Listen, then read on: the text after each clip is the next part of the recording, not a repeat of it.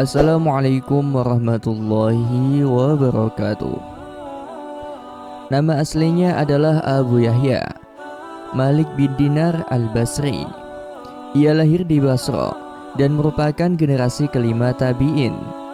Ia adalah putra seorang budak Persia yang menjadi murid Hasan al-Basri. Beliau wafat di Basra pada tahun 131 Hijriah. Abdullah bin Ahbad bin Qudamah al-Maqdisi dalam At-Tawwabin meriwayatkan bahwa Malik bin Dinar pada masa lalu adalah seorang penjahat yang suka mabuk-mabukan, berbuat zalim, memakan riba, dan lain sebagainya.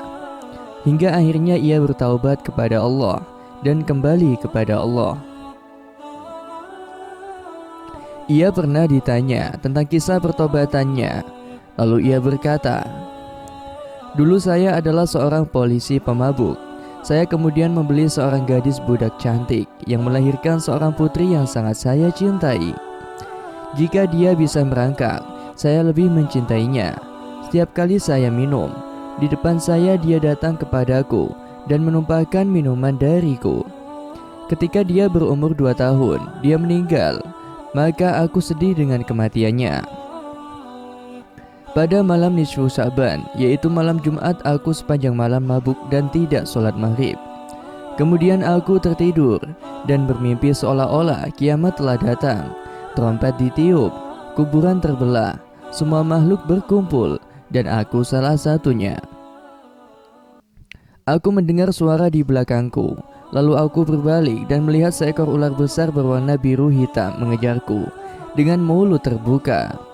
Saya lari karena takut. Kemudian saya bertemu dengan seorang syekh yang berpakaian rapi dan berbau harum.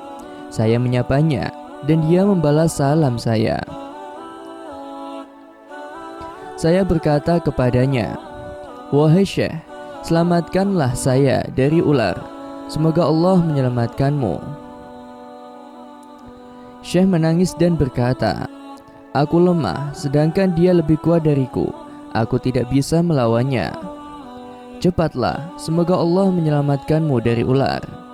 Aku terus berlari, lalu memanjat tebing dan saya mendekati api neraka. Saya melihat ketakutan di dalamnya dan saya hampir jatuh karena takut dikejar ular. Tiba-tiba ada teriakan, 'Kembalilah, kamu bukan salah satu dari tahanan neraka.' Saya tenang dengan kata-katanya dan kembali. Ular itu terus mengejar saya. Saya kembali ke syekh dan berkata kepadanya, 'Wahai syekh, aku memohon Anda untuk menyelamatkan aku dari ular, tetapi Anda tidak melakukannya.' Syekh menangis dan berkata kepadanya, 'Saya lemah, pergilah kamu ke gunung karena di dalamnya ada harta kaum muslim. Jika kamu memiliki gudang di gunung, dia akan menyelamatkanmu.' Saya melihat gudang perak bundar. Ada kubah di atas lembah permata dan tirai gantung. Setiap kubah memiliki 2 pintu merah keemasan bertatakan zamrud dan mutiara, dan setiap pintu memiliki tirai menggantung sutra. Ketika saya melihat gunung, saya berlari dan ular itu terus mengejar saya. Dan ketika saya mendekati gunung, salah satu malaikat berteriak, 'Buka tirai, buka pintu, dan hati-hati. Semoga orang malang ini memiliki cadangan yang dapat menyelamatkannya dari musuh.' Tirai itu terbuka, pintu pun terbuka, dan tiba-tiba anak-anak datang dari dalam yang wajahnya bersinar seperti bulan purnama. Tetapi ular terus mengejar saya dan saya hampir menyerah. Beberapa anak menangis, 'Celakalah kamu, datang dan mendekatlah kalian semua. Musuhnya dekat dengannya.' Anak-anak kemudian keluar satu persatu dan saya melihat putri saya yang telah meninggal 2 tahun yang lalu. Putri saya datang kepada saya dan ketika dia melihat saya, dia menangis dan berkata, 'Ayah, demi Allah.' Lalu dia melompat ke dalam cahaya yang secepat anak panah. Dia meletakkan tangan kirinya di tanganku dan aku memegang tangannya. Dia mengeluarkan tangan kanannya ke ular dan ular itu lari. Lalu dia meminta saya untuk duduk, dan anak saya duduk di pangkuan saya.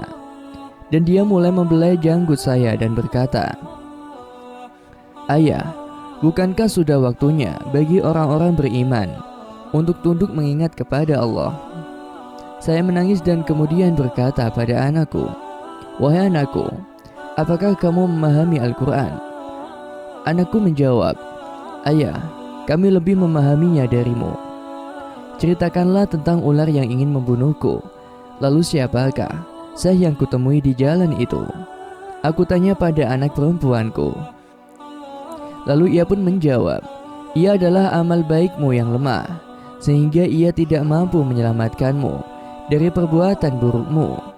Saya kemudian bertanya lagi, "Apa yang kamu lakukan di gunung itu?" Dia pun menjawab, "Kami anak-anak muslim, kami akan tinggal di sini sampai hari kebangkitan. Kami menunggu kedatangan Anda dan akan meminta syafaat Anda." Saya kemudian bangun ketika fajar telah terbit. Saya menuangkan minuman saya, memecahkan botol dan bertaubat pada Allah.